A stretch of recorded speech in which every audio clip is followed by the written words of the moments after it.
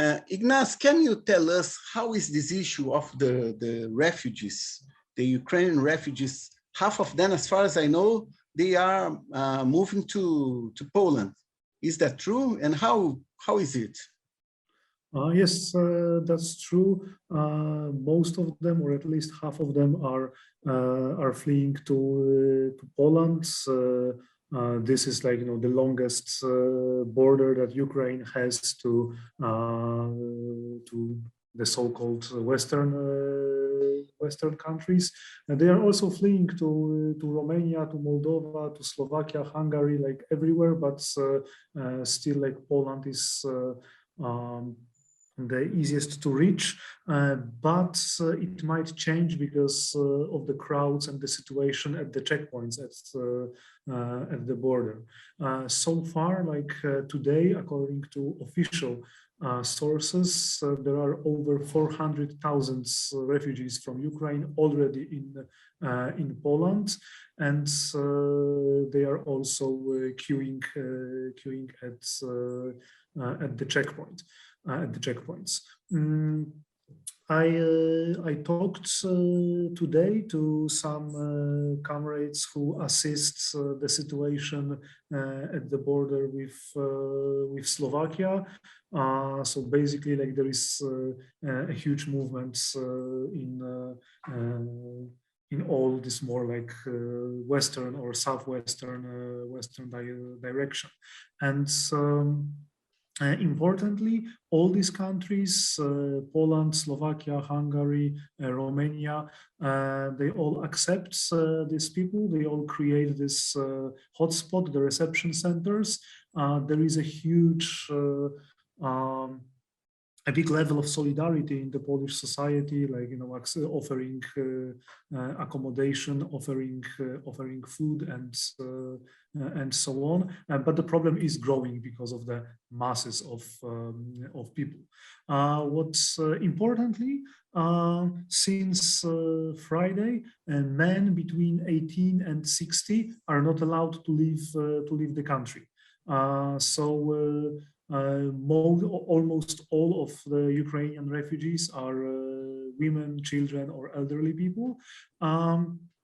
But there are also thousands of migrants, international students from different countries who lived in Ukraine and are trying to leave it now. There are definitely thousands or dozens of thousands of Africans, Asians, people from the Middle East trying to leave Ukraine. There were some reports about their mistreatments by the border guards of both countries, and now, as far as I can tell, after some media interventions and coverages, the border guards on both sides are treating these people well. On the Polish side, there have been some reports yesterday and today of the attacks of the Polish neo-Nazis, Polish far-right hooligans who were targeting not Ukrainians, but non-white people, Africans, Asians, and stuff. And the police not always intervened in these cases. And I'm mentioning it because, like, the situation of Ukrainian refugees, like, it's not that easy, because not all of them are, Ukrainians, not all of them are white, and those who are not white, who are non-Ukrainians, find it way more difficult to find help in Poland. But there are also different initiatives to support these people as well. And legally, this is important. Legally, they are also entitled to all possible help. But this is not necessarily how it works in reality. Today I also heard reports of the situation of the Roma people who even though they are Ukrainian citizens, they also face some mistreatments at the border. But there are also some initiatives organized by Roma activists from Ukraine, Slovakia, and Poland to provide help to them as well. Another thing, so now many people I know and many comrades have already offered homes for the refugees, Ukrainians, Africans, whoever needs it, whoever flees from Ukraine. The very sad part of the story, which actually makes me and my comrades angry, is that now our right-wing government, which is politically very close to what you get in Brazil with Bolsonaro, is now openly declaring all possible assistance to the refugees from Ukraine. All public places, not all, but many public places are being turned into refugee centers, and